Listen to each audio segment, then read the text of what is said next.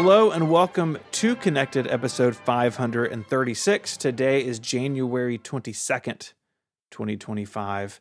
The episode is made possible by our sponsor, Ecamm.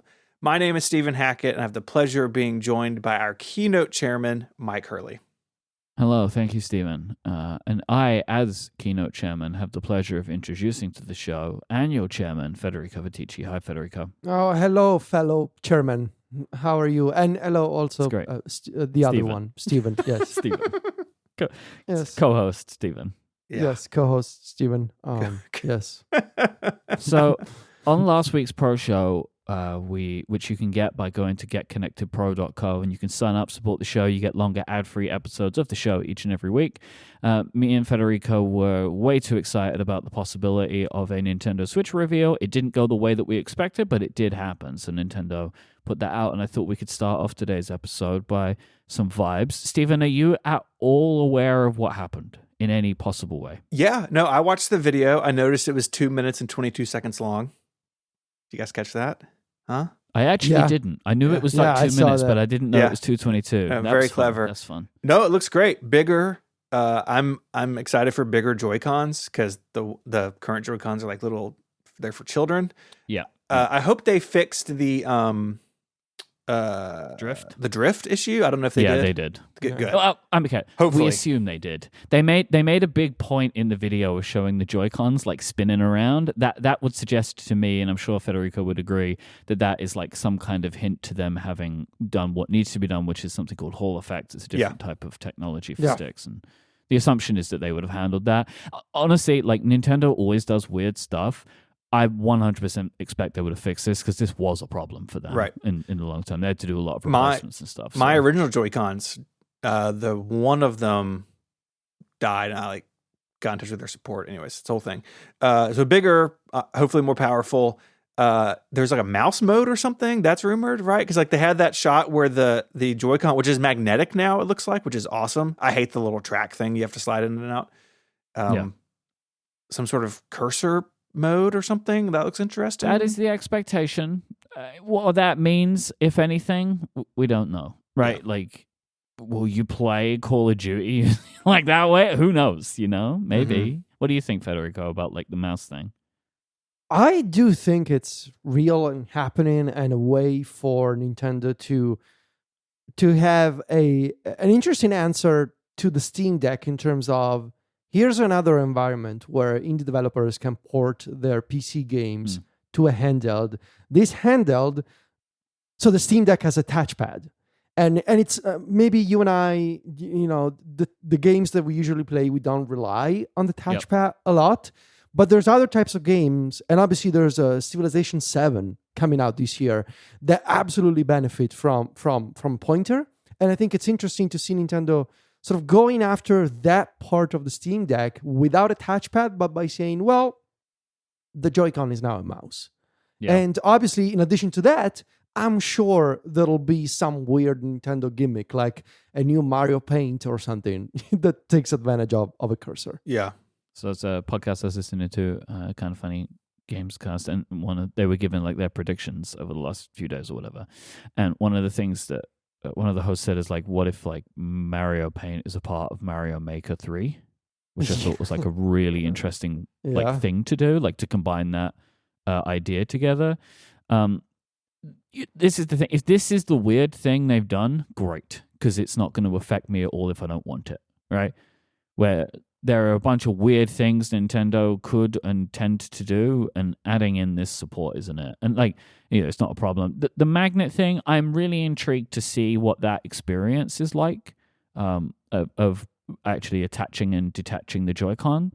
But yeah, I think pretty much anything could be better than the way that you currently have to do it with that like really impossible tiny button. That's on the back of them. And you can, if you have children in your household, you will discover that it's possible to jam a Joy-Con on the wrong way around to a wrist strap. You don't need to have children to do that. You could also have someone who did that on the first day, which was me. And potentially new Mario Kart, finally. No, not potentially. That's a new Mario Kart. There's no potential. That's a new I'm excited because my Switch, my kids play several things on it. It's hooked up to the TV like 98% of the time. But I sometimes, Dad draws a bath and plays Mario Kart. No, I was kidding. Not in the bath. Oh. But I mean, sometimes you I'll play could. Mario Kart, so I'm excited for a new one. Everyone likes Mario Kart, and that's why they showed it in the trailer. You know, Yeah. like everybody loves Mario Kart, and they're going to make a new one, which is going to be amazing because it is actually the first new Mario Kart in such a long Since time. the Wii U, right? I mean, Yes. Since the It's Wii like U, an yeah. obscene amount of Jeez. time since the new one. So I expect big things from that.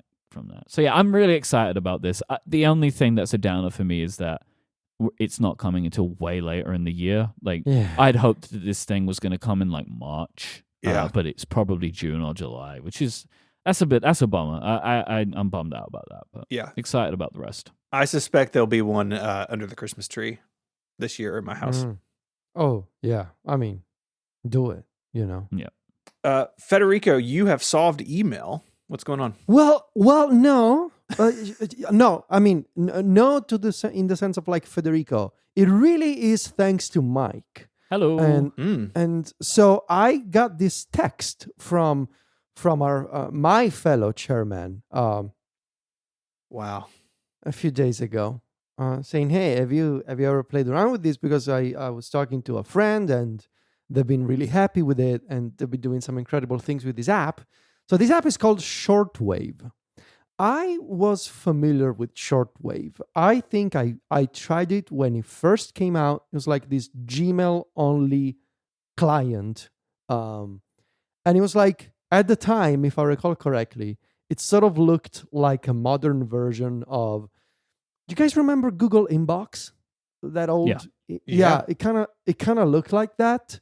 So that was a couple of years ago, I think, when Shortwave came out. And I kind of lost touch with it. It now seems that over the past few years, they have sort of become a more business-oriented product. And they are going very heavily in, very like all in on AI integrations. And so I thought, well, you know, Myke gave me some examples of what their friend had been doing with Shortwave. And so I took it for a spin. And all this to say, I canceled my Superhuman subscription. And I think this product is incredible if you receive a lot of emails.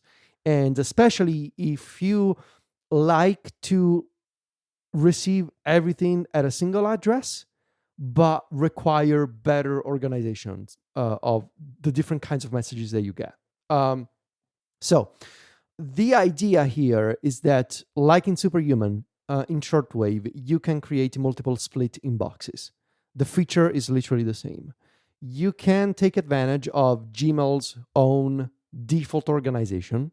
So you can have emails fall under like promotions, updates, finance, those sort of like default categories. Or you can make your own splits, like in Superhuman. And a split can be based on any kind of possible like filter or search query or label. Like you can make a split out of anything you want. What I think is interesting is that these Shortwave still carries over like some of the legacy of the old Google Inbox app, in that you can choose to have some emails be bundled together and appear as a small bundle in the main inbox. So, for example, I have all of my emails about something that I purchased. I automatically label them, and I'll get to this in a minute. I automatically label them as transactions. Those transactions emails appear when a new one comes in as a small bundle in my inbox called transactions, which is very similar to what Google Inbox used to do and to what other, I think back in the day, I think when I was using Hey many years ago, yeah. I think that there was also a feature there. So this is still supported here. The AI stuff is the best I have found to date, both in terms of the stuff that I don't necessarily really care about a lot, which is like there's a feature, there's actually a collection of features to write emails in your style, because this service can be trained optionally if you want on your data and learn how to write emails like you, which is not something that I necessarily want or need. But if you do want but if you do want it, I tested it. It's sort of eerie how accurate it is.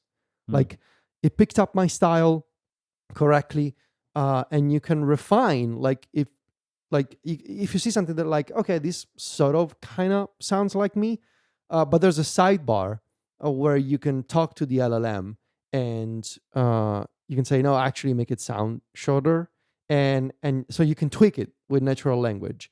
And of all this kind of similar products that I've tried, this one is the best. I am more interested in the AI enhancements in terms of search and inbox organization. And this is where I think shortwave really got me. So the search, I actually sent you a few minutes ago an example. We were talking in the pro show about wallpapers. And I recalled that I had purchased over the past couple of years a series of wallpaper packs from Gumroad. But I couldn't remember off the top of my head, like, what were they actually called, what the name of the different creators on Gumroad was. So I asked in the AI sidebar of Shortwave, can you find the wallpaper packs that I bought from Gumroad, like a natural language query, and it found a list of all the transactions for the wallpapers, extracted the names of the wallpapers, the names of the creators, and it linked me back to each email for those purchases so that I could also re-download them again. And this is just... That's great, man. It's great. Incredible. You can go much deeper with this in the sense of like, I have been able to ask stuff like, can you look at emails that... Oh, actually, John is also checking this out. John sent me an incredible example today that I'm going to read you. John asked, find messages received in the last 30 days about new and updated apps from individual developers. Messages may include links to test flight and promo codes and have links to press kits or links to the same. Do not include any messages that have an unsubscribe link in them. And the AI responded with a list of indie apps that we were recently sent with details for each app and a link back to the original email message. I did something like a couple of days ago. I asked, can you look in my email for Club Mac Stories support requests that I haven't answered? And each one of those, can you make it a to-do for me? And it worked. This to-do functionality, unfortunately, is proprietary to Shortwave. So it's tasks within Shortwave. I wish that there was some kind of like Todoist integration, but there's not. But the other, there's two more things I want to mention. The other AI feature that I think is like my favorite so far in any product of this kind is AI filters. Obviously, I'm really into like smart searches, filtering criteria for all kinds of productivity apps. But usually, you got to learn the syntax. Gmail does have a syntax that you can learn, and it's a pretty complex one. And I don't want to learn it. So instead, I am using... There's this feature where you can write your own AI prompt. And when a new message comes in, Shortwave is going to match it against the AI prompt. And if there's a match, it's going to do something. And in my case, it's applying labels. For example, I have a filter called shipped. And this is what it does. Include emails that are shipping notifications for physical products or goods that have been shipped to me. These emails may be in Italian or English. Include emails for all stages of the shipping process, from the initial shipment to tracking number to the item being delivered. Never include receipts about the initial transactions. I only want shipping confirmations and updates. Now, whenever I get shipped something, and the emails may be formatted in a whole bunch of different ways, right? They may be in 2 different languages. It's going to be consistently tagged for me. Because that's not really something you can do. How would you script with Google? it? You right, can't exactly. get Google to do that because it needs the you need, if everything came from one email address, that you could do it with Amazon, right? You could maybe do it with Shopify, but you can't guarantee every purchase you make comes from one of those places. I purchased that iPhone case that John reviewed on Mac Stories today. Like, that came from a totally different Shopify store. Like, how would I consistently automate this stuff without this kind of AI integration? I wouldn't be able to do that. Lastly, I will mention, and this will be part of a story, of an article that I'm working on the iPad. This is the best PWA that I've ever tried. It's the absolute best progressive web app I've ever seen. It even supports PWA push notifications, which is something that I think Apple added like last year. I haven't seen anywhere. So they have done a really good job with their progressive web app. It supports custom keyboard shortcuts, push notifications. Really well done. Because as is the case, and this is something that I will explore more deeply in my story, there's this clear divide now between the functionalities and the UIs of native iPad apps compared to what you can get by using the web app counterpart instead. So yeah, thank you, Myke, for the recommendation. Pleasure. The pitch that this friend of mine gave for why they like this app, which I just thought I would share, was like they basically they asked the AI, give me an itemized list of every action item for my kid's school and put any calendar events on my calendar, and it just went boom, did it all. And he was like, I'm in. So I heard it too. I was like, I love the sound of this. I mean, my problem is, as it always is, some of my email is not Gmail. Like, one email account that I use a lot is not a Gmail account. It's my iCloud account. And like, they just don't support iCloud. And so it's like, well, which is usually the way these things go. But I'm happy that these tools exist in these ways. I think this is email to me feels like a prime candidate for AI. Not the doing of it, but the handling of it. Yeah. The idea that, just the entire world can just send you stuff. Like, it's just, anybody can get into your inbox. That is just a wild system that we have accepted as a species. And something that can help you manage that is like perfect. Like, that is how we get to a better living with email life. So I think tools like this sound fantastic to me. Yeah, it's really good. It's expensive, but it looks like all of this email business-oriented AI power tools are expensive. Yeah. You're on the bleeding edge, right? Like, and so you're going to pay for it. And eventually, if it works out, it won't be so expensive anymore. Yeah. Well, I'm happy you like it. I'm very keen to see how it goes for you over the long term. Yeah, me too. I'm still using MimeStream. Again, Gmail only, so Myke doesn't help you. But I'm still really happy with it. And they have said that the iOS app is coming along. He had an update on Mastodon the other day. But there was also reporting that the categorization stuff that's, for some reason, only on the iPhone and iOS 18 is going to come to the iPad and Mac. And Myke, I know you've talked about it. Are you actively using that feature? Yes. And how has it been? In the past, I kind of just don't like that stuff, but how's it going? I think it is. I mean, people seem really mad about it, and I don't understand. I just think it is like fine, and that's all I need. I just want emails from people in my inbox, and then everything else somewhere else. I don't care where it goes, just get it out, right? Like, they have like these 3 categories. It doesn't really bother me. Like, just get it out. Now, the feature that I don't think is implemented very well is Apple's attempt at trying to surface important emails. Like, that is a separate thing. And they're doing that is bad. Like, they've not done a very good job of that feature, because on 2 occasions now I've had like spam scam emails highlighted to me as an important thing that I need to know about. Wow. Like, you got to change your Netflix password, but it turns out it didn't come from Netflix. So it's like, no, it's fine. You can click on that. It's cool. Not awesome, really, because like that is not a good pattern, because you are like, people trust Apple in that scenario. So like a different person, if they got that, would be less likely to check if it was spam or not. So that is an unfortunate scenario.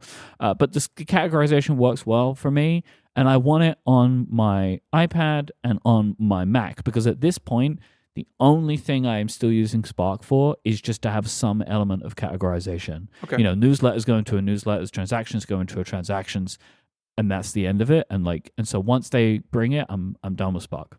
Okay. I'm glad we could talk about email. Feelings about email.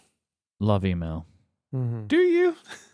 No, but I love talking about it. I hate it, but I love talking about it. It is evergreen podcast content.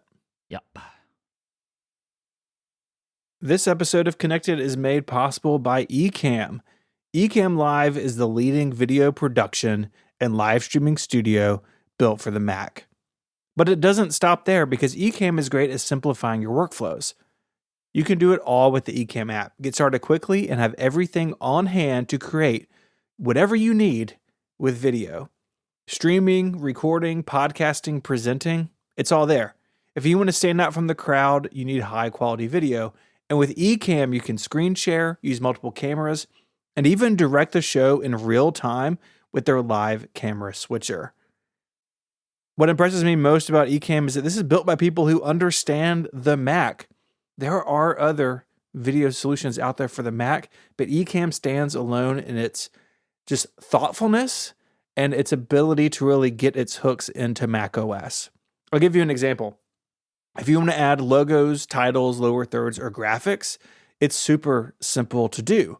You can also drop in video clips or bring on interview guests. There's this really cool Zoom integration if you're on the Pro plan, where you can send audio and video output into a Zoom meeting, webinar, or event, and you can add up to 8 Zoom participants as camera sources in your broadcast or recording. It's super powerful, but it's also really easy to use. And Ecamm's members are entrepreneurs, marketing professionals, podcasters, educators, musicians, church leaders, bloggers, and content creators of all kinds. To get 1 month free, go to ecamm.com/connected. That's ecamm.com/connected. ECAMM. ecamm.com/connected for a whole month of Ecamm Live for free. Go there now and check it out. Our thanks to Ecamm for their support of the show. iOS 18.3 incredibly has reached release candidate. It's like, oh, what is it? What is even in it? Like, there's I think 2 features in it. There was kind of nothing, and then right at the end they put a bunch of stuff in or changed some things. Like, basically, the biggest 2 things in iOS 18.3 are Apple Intelligence related, but no features. So first off, iOS 18.3 enables Apple Intelligence by default at upgrade, which is an incredible decision. Like, just I don't even know why decision. It's no longer opt-in. It is still classed as a beta, and if you don't want it, you have to go into settings and disable it. So, like, Jeez. you're told it's happening. You're allowed to customize it in the way that you want to. Maybe you can skip it. I don't know. I have not done an update from a non-Apple Intelligence device, right? But it's part of the, hey, you've upgraded. You now have these features, right? So that it's like kind of how features get added to the operating system, right? Typically, you don't like opt in. You're not like, oh, I want to opt into the new Home app. No, you just get the new Home app, right? So they're doing that, but Apple Intelligence, it's a stretch. I mean, especially because it is still a beta. I mean, especially when iOS 18.3 disables some things, like news and entertainment apps will no longer have notification summaries, and they've also italicized the notification summaries, which I hate. Like, I think it looks so bad, but they've done it. Mm-hmm. But at least you can't not notice it, right? Like, you do notice it, but yeah, they've done that. They've also added 2 features to visual intelligence, which is everyone's favorite feature.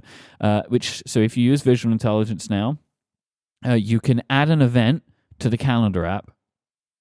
Okay. So you've seen a poster, and you're like, oh yeah, I want to go to that. You can also more easily identify animals and plants, which again, so if you don't necessarily have to ask, what is that dog, like they did in the ad.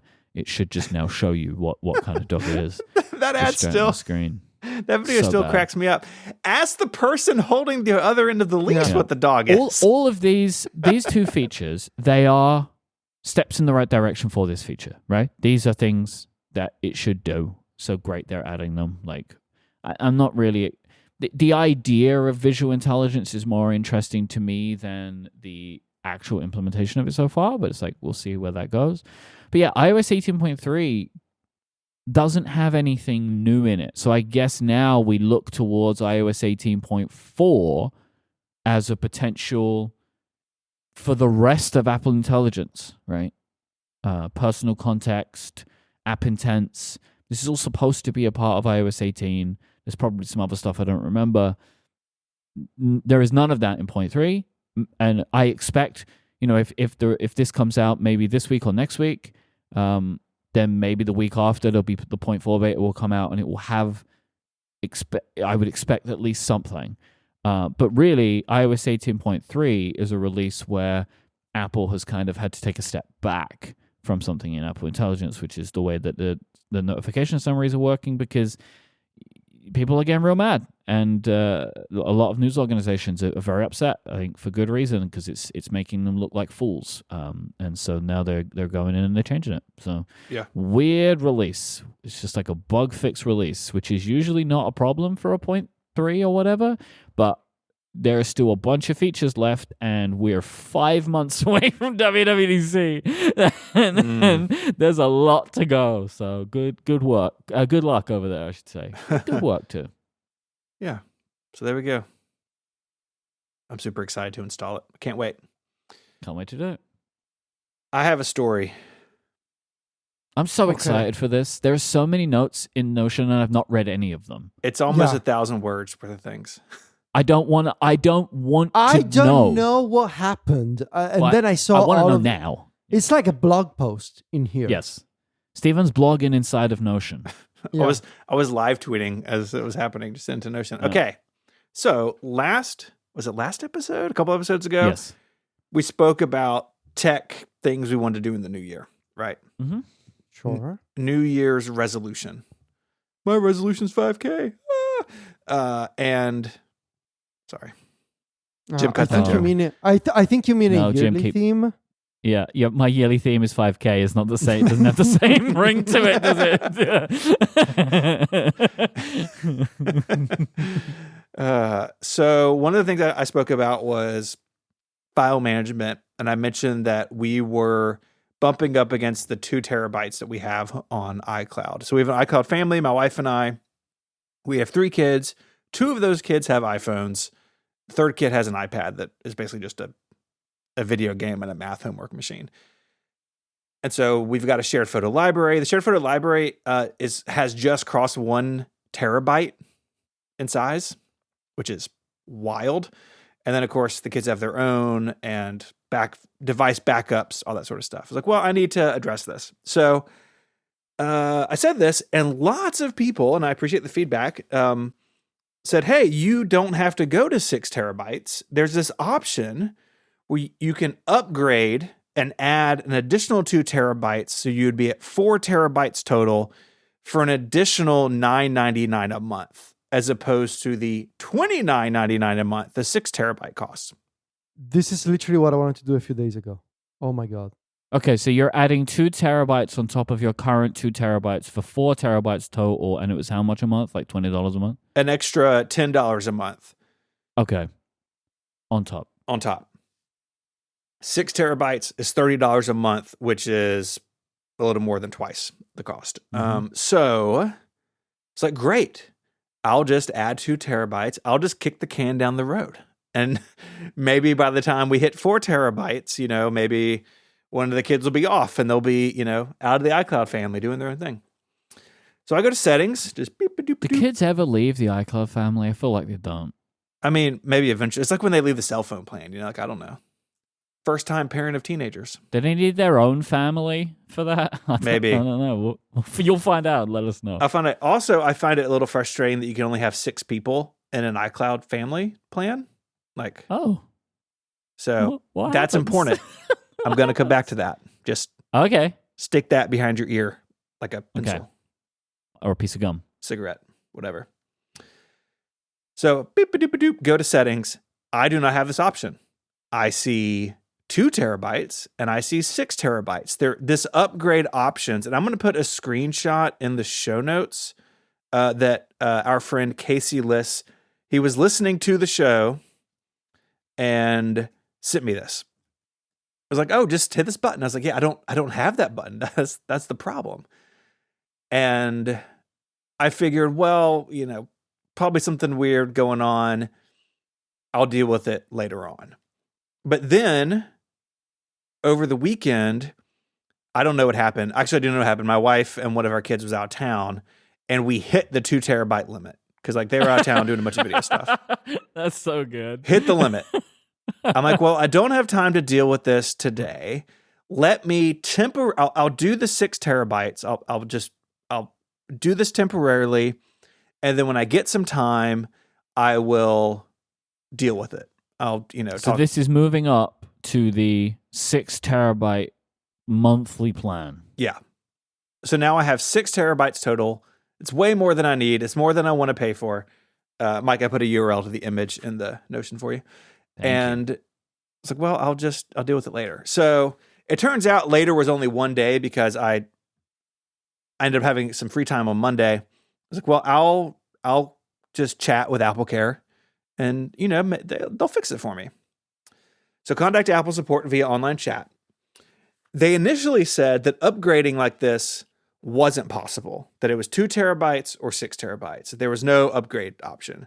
So I had the screenshot from Casey. I dropped it in the chat. I said, hey, I get that, but it does seem to be an option. This is from a friend of mine. And so I don't understand why I don't have it. They asked if I had family sharing on, which I confirmed. And they said, well, you can purchase an additional 2 terabytes on another person in your iCloud family, and that space will be basically donated into the family pool. I was like, great, that's not what Casey did, but, if it works, why can't you do that? Well, just hold on to that too. I mean, I'm just on this ride with you. Put that behind your other ear. You're getting, Mark will have so many ears by the end of this. I know. I'm just, we're on this ride of you, so I'm Okay. upset on your behalf. Yeah. So I grabbed Mary's MacBook Pro and I buy 2 terabytes of space as her. Now, the space does not show up in the iCloud family, like they said. So you're doing this while you're still in the active chat with the with the representative. Okay. And at this point, I start live tweeting into Notion because oh, this is something is happening here. Yeah. Yeah. So I asked the person, hey, I don't see any UI to donate this space to the family. Nor was that a term that I was familiar with. And remember, dear listener, I do this for a living. Just keep Apple tech support. Yeah. I mean, I'm on a podcast called Mac Power Users. I'm not unfamiliar with how these things work. Did you say that to the person at Apple? I did not. I don't think you know who you're dealing with here. Did you know I used to be a genius? I'm a Mac Power User. I could fix this if it was mobile me. That's how old my certs are. Yeah. At this point, I hear boop boop, and the chat has just switched to a new person. The person didn't tell me they were sending me somewhere else. Just a new person comes up. It's because you become a problem. Yes, I think they've escalated you. I have been escalated. Mm-hmm. They verify my identity with a push notification because they're going to this person's going to look at my account and see what's going on. They see the 6 terabytes and say, oh, I can just downgrade you to 4. I was like, great. Maybe the UI isn't showing up for me for some reason. Now I have looked on my phone and my Mac at this point. But I was like, great. If you can just fix it, that's fine. And if I ever need to go above 4, then I'll just go to 6 on my own. And then the chat goes quiet for a little while. It's okay, I'm sure they're helping more than one person at once. It's Monday. It's a holiday. They're probably, busy, whatever.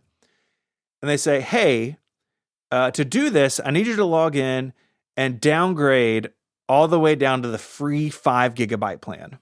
This is terrible. Because the way iCloud billing works is you have the amount of space you pay for until the next billing cycle. So you'll have your 6 terabytes or whatever until, the 18th or whatever, the 19th, whatever it was. No. And then they say, is there anything else I can help you with today? I'm like, whoa, we didn't solve anything. We're not done. all you've done is you've downgraded me from 6 terabytes to 5 gigabytes. And I'm pretty sure that's going to be a problem in, 24 days or whatever. Yeah, but is there anything else that they can help with, Is there anything while else? we're at it? Yeah, one of my HomePods is buzzing. Can you help with that? And so Oh my God. I'm just like, no, this is not fixed. Like, we haven't done anything. So then they say, let me explain it to you. And then they say, I'll be right back. And then I'm just like on hold again. It's like, Oh, wow. checking my email, Wow. And then they say, hey, we need to escalate this to a senior advisor. Can they call you? I'm like, yes, absolutely. Here's my phone number. What is this chain of command here? I don't This know. is absurd, right? Like, you're done. Okay, no, I'm not. Well, then somebody else has to step in. Yeah. It's very strange. So here we are. Can they call you? I'm like, great. And they said, and then the chat person says, they can call you right now if that's convenient. It's like, yes, great. I'm at my desk. Like, let's do it.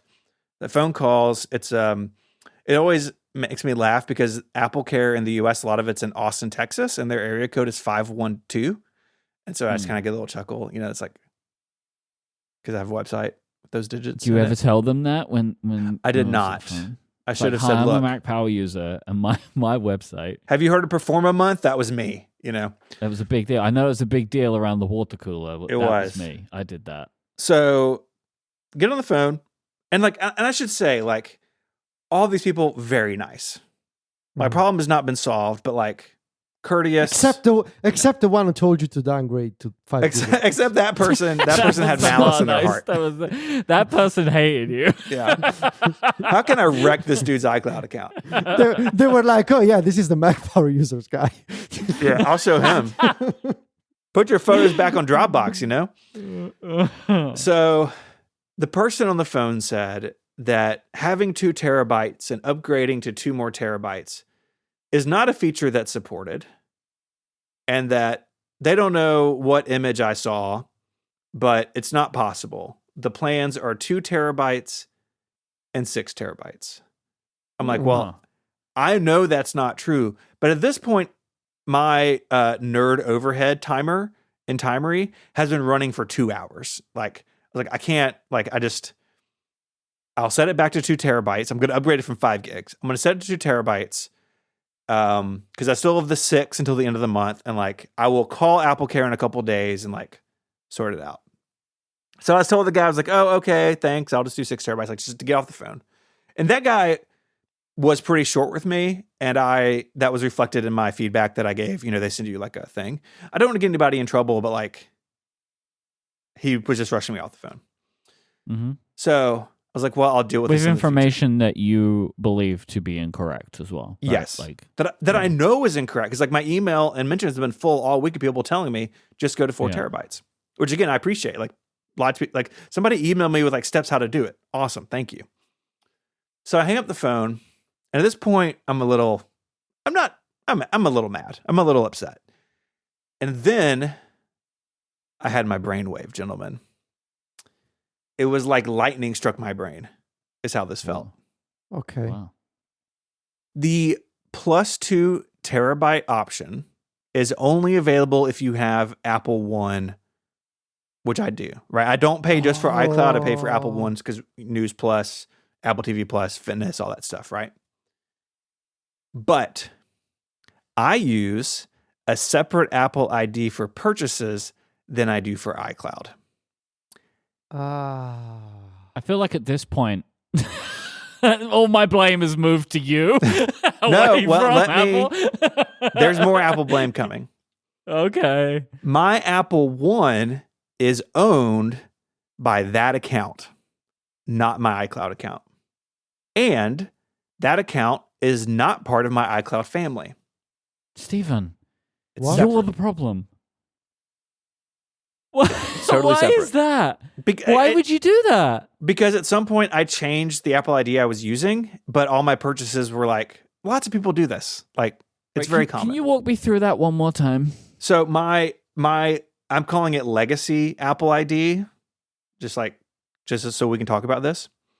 I also renamed it Legacy Steven, so I could tell the difference between the two of them now. That is with an old Mac.com email address that I didn't want to use anymore. This was when I was using iCloud for my email. And so I signed up in the Mobile Me era for a different email address. And you couldn't, you've never been able to move purchases. And that was before iCloud family sharing, right? This is in the Mobile Me days. Yep. And so I then, at that moment in 2011, Past Steven made a mistake where he said, I'll use my new Apple ID for all my syncing stuff, but an Apple, up until this very specific feature, supports you logging in with a separate Apple ID for purchases. It's right built into system settings, and to this day. You can have your Apple ID and you can have a purchase ID.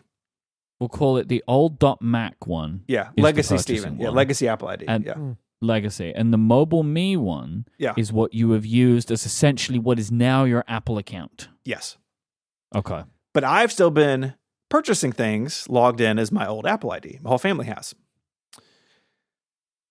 And I never brought that account into my iCloud family setup for two reasons. One, I wasn't sure that it wasn't going to break anything, right? It's like, oh gosh, like if I bring this in, what's going to happen? So I've been nervous about that.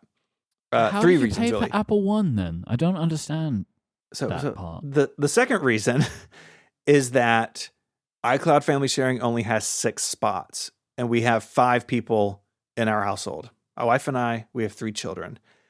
I've kind of held that 6th spot open if like we need to bring one of our parents for some reason into it, or somebody else. Like I've just kind of had it there open. And thirdly, I have, other than having to sign in to 2 different accounts, like one in iCloud settings, one in the App Store settings, this has not caused a problem until now. It has worked perfectly for over 10 years. Since 2011, Steven made this decision.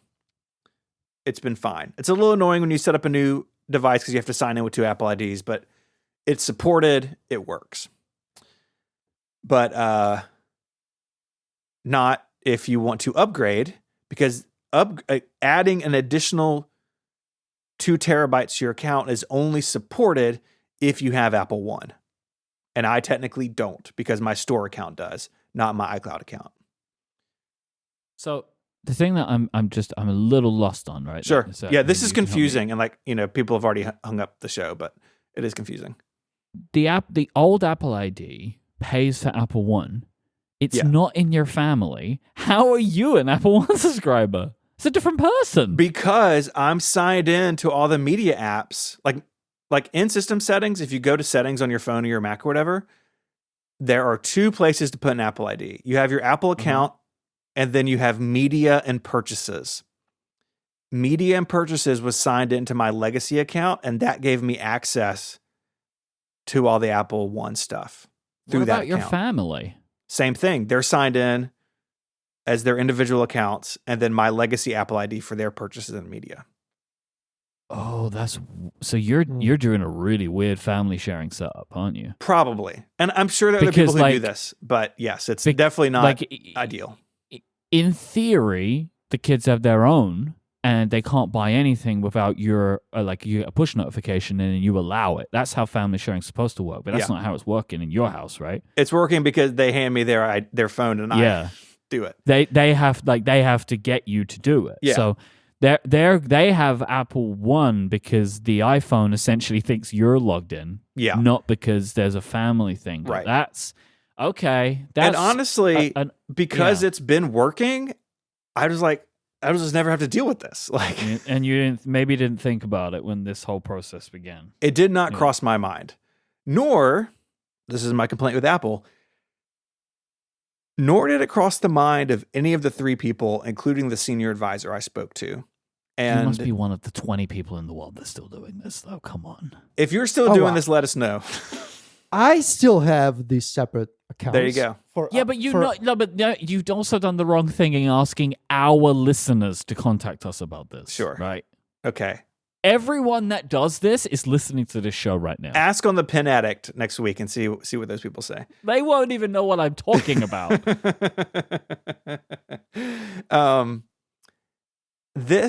We could have gotten to the bottom of this if any of those people had said, do you use a separate Apple ID for iCloud and purchasing?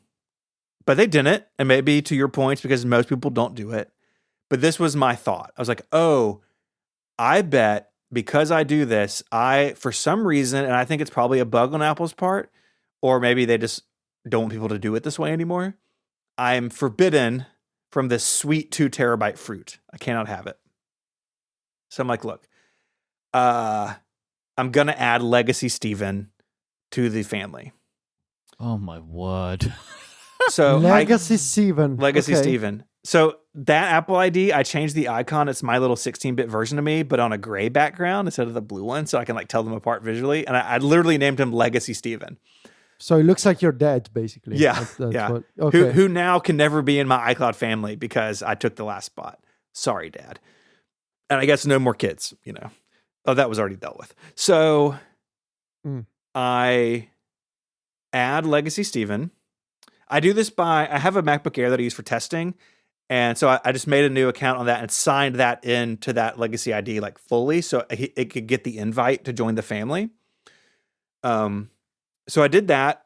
It took a while for it to show up, but it did, you know, maybe an hour later. I later found a support document and I put it in the show notes, but I can't find it again, that says family sharing changes may take up to 30 minutes to go into effect. What is that? Why is that the case?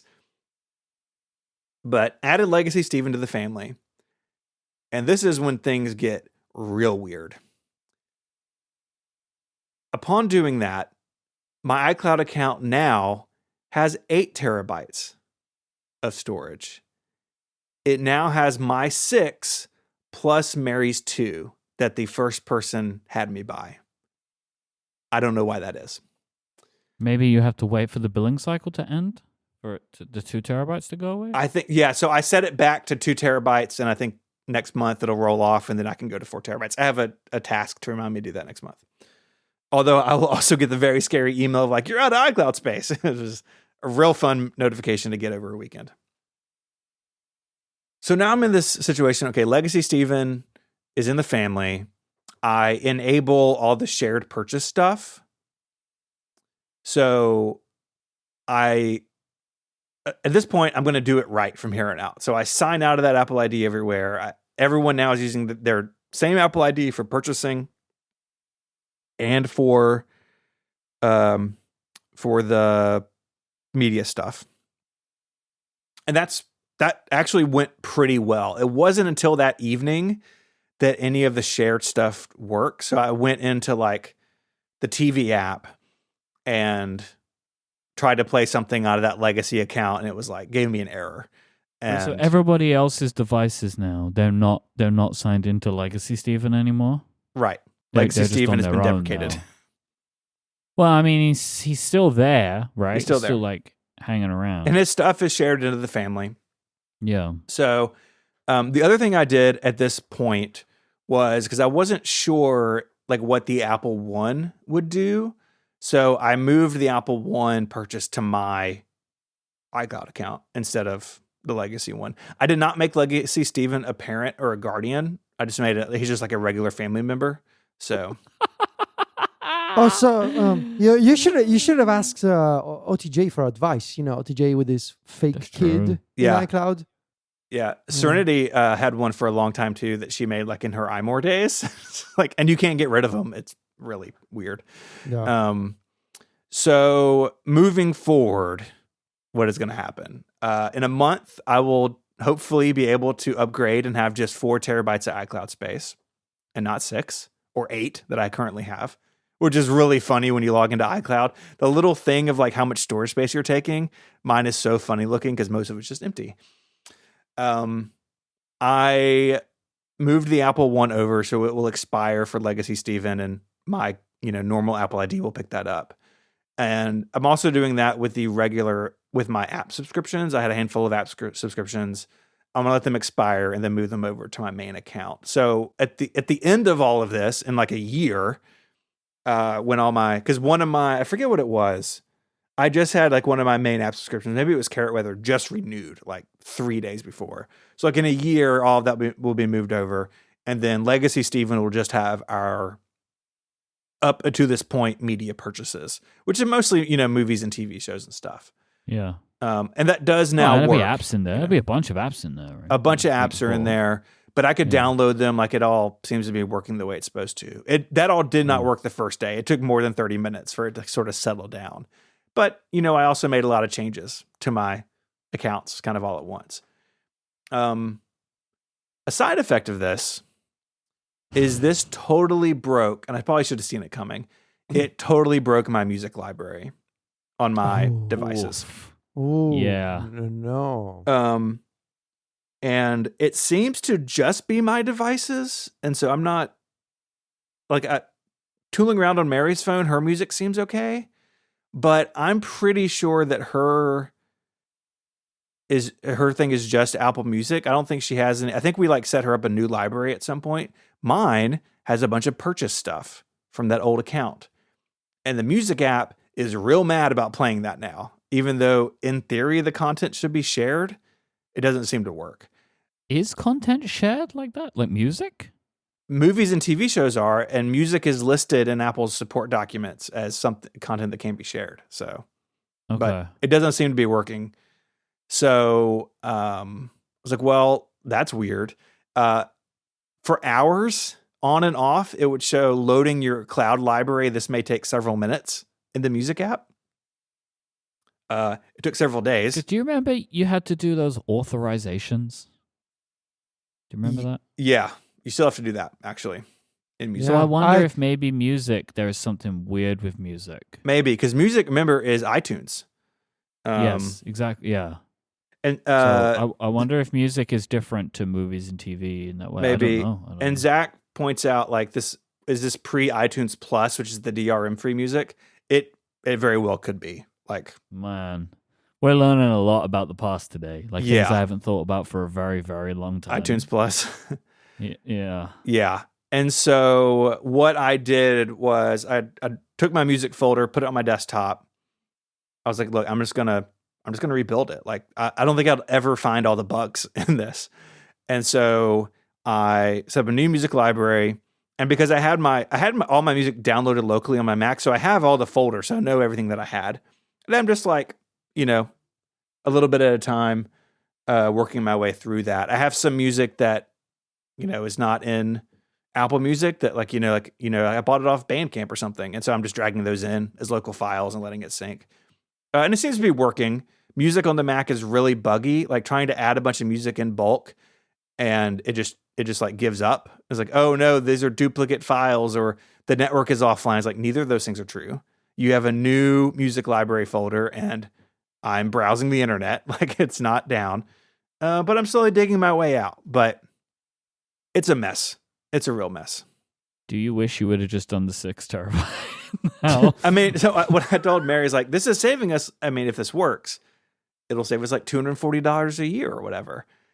I've spent more money than that in my own time by now. So that's rough. That's the way. But I mean, it is ultimately going to fix my split Apple ID thing, but I shouldn't have had to fix it. Apple should have this set up where I could just do it. But and maybe it would have worked if Legacy Steven had been in the family. But at that point, I was just kind of committed to, let me just actually just rip the Band-Aid off.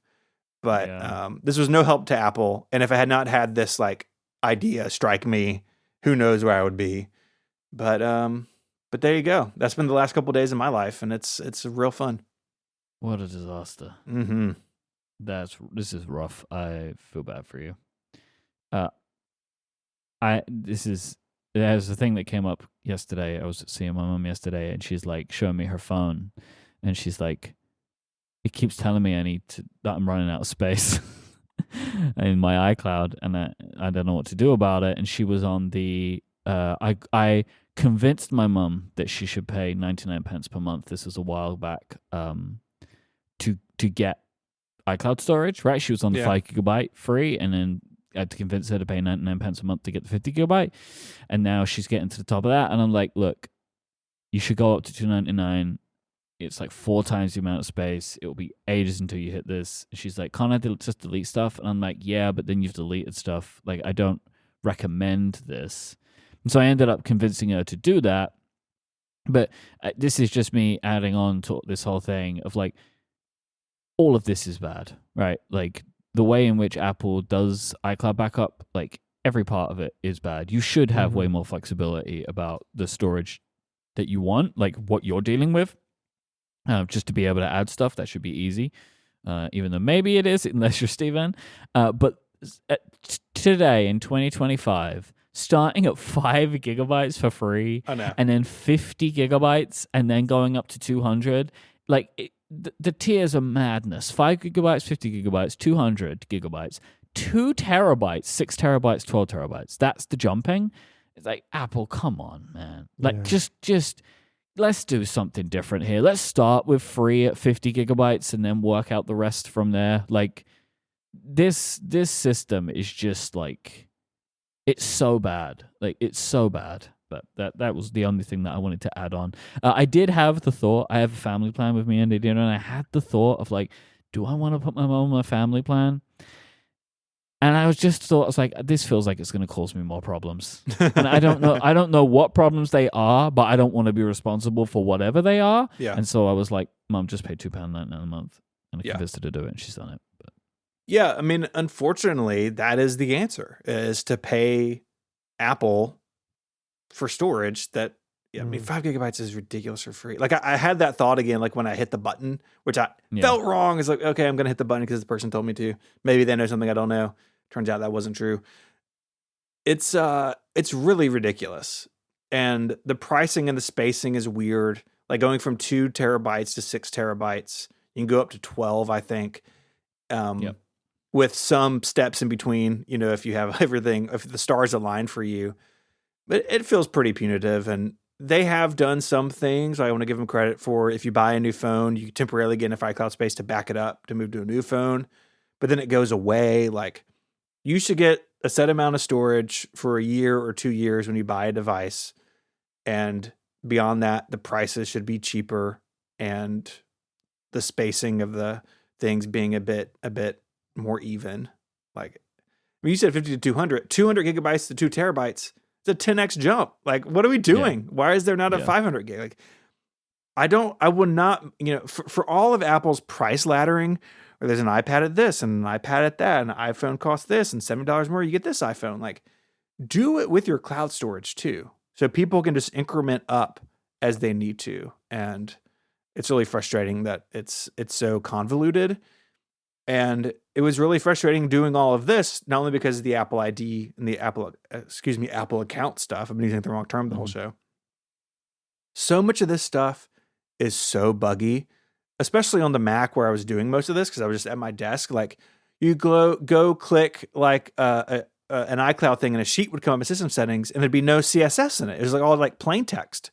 Or you want to be able to scroll in the window, or you try it on the phone and the phone freezes. Like, so much of this stuff, why does it take 30 minutes for sharing to take place? And even for me, it was hours later before content started being available. Like, so much of this stuff is broken, and it's really frustrating when you're trying to get something done in a system that's already confusing and convoluted, and again, punitive with their pricing. And then to add on, like, the buttons just don't work sometimes. It was really, really frustrating. Yeah, I assume it is built on a set of old technology, right? Like, it is set on like really old stuff. Yep. With a front end built in Swift UI, which is just it's a real good combination, really. Royal Rainbow asks, can we get Legacy Stephen on the show next week? I'm pretty sure we always have Legacy Stephen on the show. Wow. I think that's the one we talk to. Maybe. And there's a different Stephen that's out there in the world. Doing stuff. Well, Legacy Stephen knows everything about Mobile Me. That's true. .Mac, right? And that's the one you bring to the show. But like, when you're out there buying smoothies and shaking hands with the people, that's the new Stephen, new and improved Stephen. You know? Yeah, fresh Stephen. I had a smoothie with somebody this morning. That's what I'm saying. I know what you're doing, and I know you're not telling that person about Mobile Me. No, you're bringing that to this show. It is funny that, you know, Mobile Me's cursedness has followed me all the way into 2025. Was Mobile Me, that was the one that was really bad? Yeah. Like it launched really bad and like everything was a disaster. Mm-hmm. Yeah. And then they rebranded it to iCloud, right? Yeah. Rebuilt Get from the away ground from it. up. Or Well. whatever. Not for you. Not for me. So if you don't know about Mobile Me, I'll put something in the show notes about it. It's a fun time. So anyways, that's my story. Thank you for listening. Congrats. Thank you. What a story. So yeah. Were you talking to this support person through iMessage? No, it was on the web. See, I had to do a thing recently. I don't remember what it was, but I had to cancel an order or something. And I was talking through iMessage. Yeah, the retail stuff seems to use iMessage because I had an issue with an order where like the credit card got declined, and they're like, chat with us, and so I did it, and it was over iMessage. But this is I don't know, like, is it maybe it's because I was on a Mac, so it was like, oh, we'll just open a Safari window, but it didn't look like iMessage; it just looked like sort of generic, web chat stuff. I guess that was business chat. Is that what that was called? Yes, and the like icons are everything's squares, which is fun. gray. Yeah, and it's gray, right? Like Mhm. the actual messages. More companies should use that. I like being able to have these conversations in iMessage rather than trying to keep some like Okay. Safari tab open on my So- iPhone. I looked at this for us as like a membership support thing. Like, oh, you can just like that's text us terrible. and we'll fix it. Yeah, but then you're texting people all You're the texting time. Kathy, is what you're doing. Why would you do that to her? That's a terrible idea. Well, so the back end is not. I looked at it when it first came out. It could be different now. If you have I would like to know if you have first-hand experience with this from like the business side. Send us some feedback. I'd love to know how it works today. But when I looked at it the first time, first of all, it was extremely complicated to set up. Now there's probably like companies that can do it for you as like a service. But it was on the web on the back end. Like it wasn't coming to a phone. If my recollection is that it was like a web dashboard thing. yeah, surely. But you can always email us if you have something. Email is fine. I like have a somewhat similar thing right now where, with the new Apple Mail stuff, you can like brand your company. Yeah. So you can like be branded. I have my assistant looking at that for Cortex brand, and it seems like it is very complicated. Like she's asking me a lot of questions. I about a think lot we of did it things. for Mac Stories. Yeah. I think, yeah. It's in the process. I think we're waiting for business verification now. But none of this stuff is easy. But I guess it's better to be that than to just have me pretend that I'm Disney or something. I don't know. You could, just put it all in your email signature. With like a picture and like, please consider this email before printing. And a quote. And a quote. And a little quote. Design is not how it looks. Design is how it works. Whoa, I like that one. Steve Jobs. I like that one. You know what device he was talking about when he said that? The Cube. Federico, do you have a guess? Okay. It was the iPod. Oh, it was the mouse, the circular mouse? Nope. The blue and No. white Power Mac G3. It had the door that opened down so you get to all the parts inside. And he made a joke about we have the best access story in the business. It's called a door, which is a very funny line. And he said, we believe design, it's not just how it looks, it's how it works. Power Mac G3. Legacy Steven. He's here all the time. Yeah. See, I told you. We don't need more of that guy. We have the perfect amount. We don't need to bring on another Legacy Steven to this show. Okay. I'm going to do the legacy closing now. Oh, I don't know. People will get mad. No, people. Someone wrote us in. They were mad about the goodbyes being in the wrong order. Yeah, no, I would like to read this piece of feedback. Oh my 'cause God. Okay. I think this feedback is hilarious. Okay. Okay. I take this feedback in the manner in which I expect is written in. Given. It looks like, yes, this comes from Fletcher, who says, I may stop listening to the show if the goodbye isn't in the correct order. The ending Oh is my entertaining, but the goodbyes must stay. I like that piece of feedback because, look, I'm with Fletcher. I don't know how to end this show anymore. I love hearing Federico say it all. People on the internet take things way too seriously sometimes. Yes, but I don't think that's it's a good Federico. I think you are taking it too seriously. I don't believe Fletcher is I believe Fletcher is joking. Maybe Fletcher is being serious and they cannot handle it. But. No, I'm gonna speak over you. I'm not gonna go last anymore. Maybe This Jim is can my just rearrange protest. it for us. This is my protest now. Wait, what? Wait, so when we get to I the am protesting. How and what? I don't understand. I am gonna say goodbye whenever I feel like it. Okay, but are you gonna do the outro? No, I'm doing the outro. Okay. Legacy Steven is. Oh, okay. That's a shame. Hey, y'all. It's the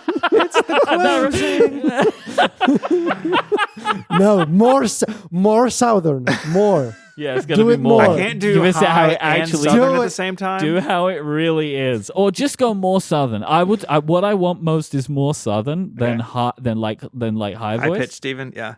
Yeah. I'm going to give you some framing here, right? Okay. 'Cause Yeah, I you have to be prompt in me this like I'm an scenario too. LLM. Yeah, this is like a prompt. Okay, Yeah. yeah sure. You are at Thanksgiving. It is day 2 of Thanksgiving, and you're surrounded by your cousins who don't appreciate the work that you do. That's true. Your cousins tend to know about the fact that your accent has changed. Consider this as you now give this closing. What you're trying to do is fit in at Thanksgiving around your family whose accents never changed. That's your prompt.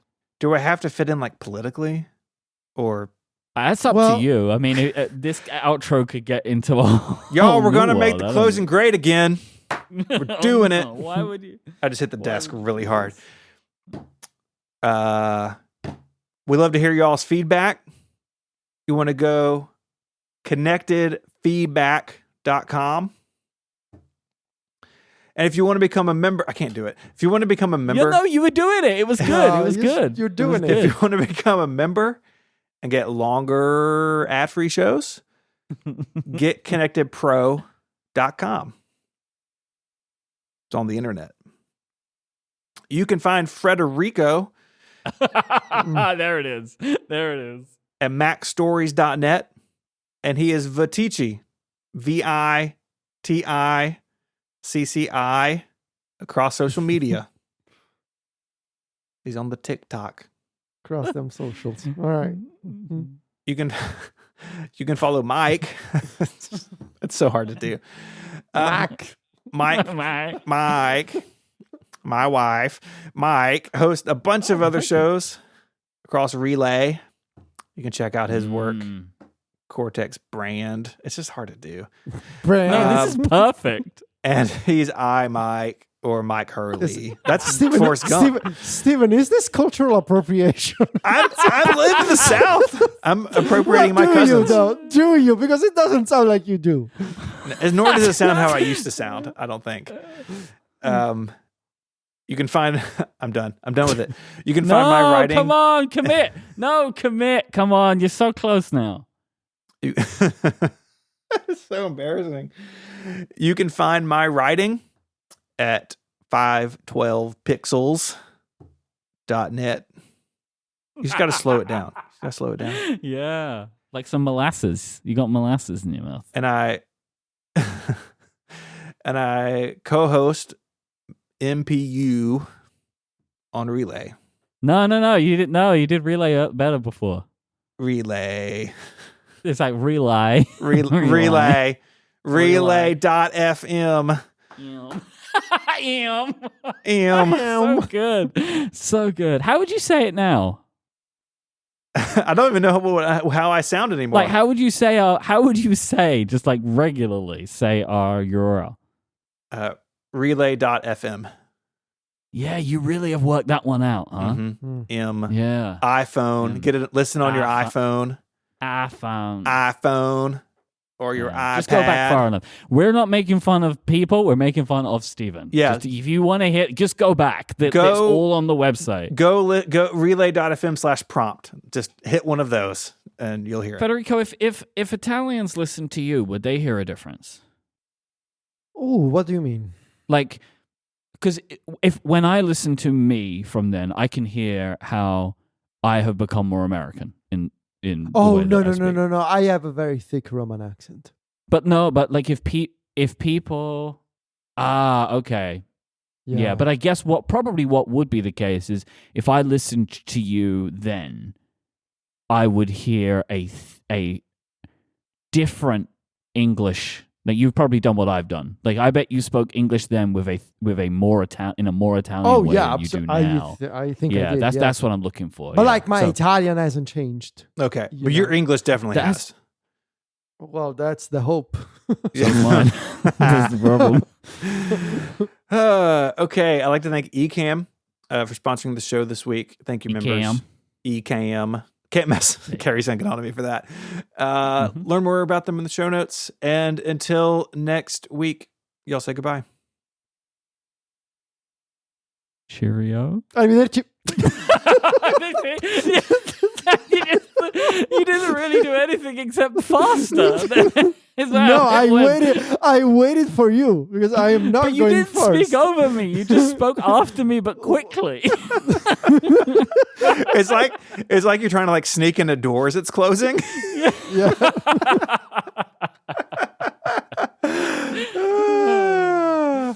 Bye, y'all.